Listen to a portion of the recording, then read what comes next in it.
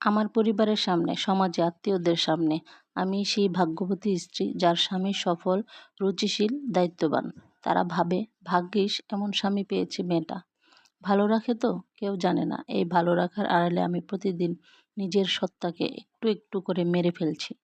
সেদিন সকালে অফিসে যাওয়ার আগে অরিনকে জিজ্ঞেস করছিল, তোমার জন্য তোমার পছন্দের চকলেট নিয়ে আসবো আসার সময়?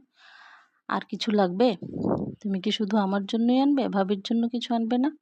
ওর কণ্ঠে ছিল নিস্পৃহতা। ওর তো কিছু দরকার থাকে না, ওর চাহিদা সামলানো সহজ। কথাগুলো আমি শুনেছিলাম রান্নাঘর থেকে। ওই কথাটা শুনে মনে হয়েছিল আমি যেন কোনো যন্ত্র, যে নষ্ট না হলে ঠিকই কাজ করে যাবে, যার ভালোবাসা লাগেও না, যত্নও না। রাতে খেতে বসেছিলাম। অরিন প্লেট তুলে আমার পাশে বসলো। তার গলায় এক ধরনের প্রশান্তি।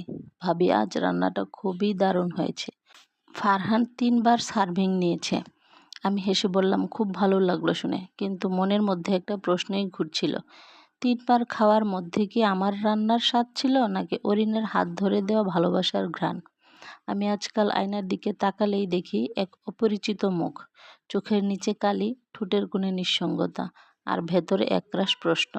আমি কি সত্যিই স্ত্রী, নাকি শুধু একজন সহধর্মিণী, যে শরীয়তের নামে মেনে নিচ্ছে মনের দুঃসহতম অবমাননা? আমার বিয়ের ছবি যতবার দেখি ততবার মনে হয় সেদিন হয়তো আমি একটা ভুল করেছিলাম। কিন্তু ভুলটা আমি করিনি, করেছিল আমার পরিবার। ভেবেছিল ভালো চাকরি, শিক্ষিত ছেলে, মেয়ে সুখী থাকবে। ভেবেছিল মেয়ে তো গরিবের ঘরেই বড় হয়েছে, তার চাহিদাও কম, টিকে যাবে, মেনে নেবে। সেদিন ফারহান আমাকে দেখেছিল বউয়ের সাজে। চোখে একটু আগ্রহ ছিল না। যেমন করে শপিং মলের কর্মচারী পণ্য দেখে নতুন কিন্তু তার দরকারি না, তেমন চোখ ছিল তার। আর অরিনের দিকে তার চোখ সবসময় প্রেমে ডুবে থাকে। তাদের প্রতিটি মুহূর্ত সিনেমার রোমান্টিক দৃশ্য হয়ে ওঠে। ফারহান হাসে অরিনের ছোট ছোট কথা শুনে। চোখ মেলে তাকায়, গাল টেনে আদর করে। আমার দিকে সে কখনো তাকায়, কিন্তু সেই চাহনিতে প্রেম নেই, শুধু দায়িত্ববোধ আর অভ্যাস। সেদিন রাতে অরিনের রুম থেকে ভেসে আসছিল গানের আওয়াজ। তুমি যাকে ভালোবাসো সে কি তোমায় ভালোবাসে? আমি বিছানায় বসেছিলাম একা। লাইট বন্ধ, শুধু জানালার পাশে চাঁদের আলো পড়ছিল। মনটা হঠাৎ ভার হয়ে গেল। আমার শরীরে আছে মাথার উপর থাকার জন্য ছাদ, আছে চাহিদা, আছে, কিন্তু একটা প্রেমিক স্বামীর হৃদয় আমার কাছে নেই। আমি জানি আমি বউ, বিয়ে করা বউ।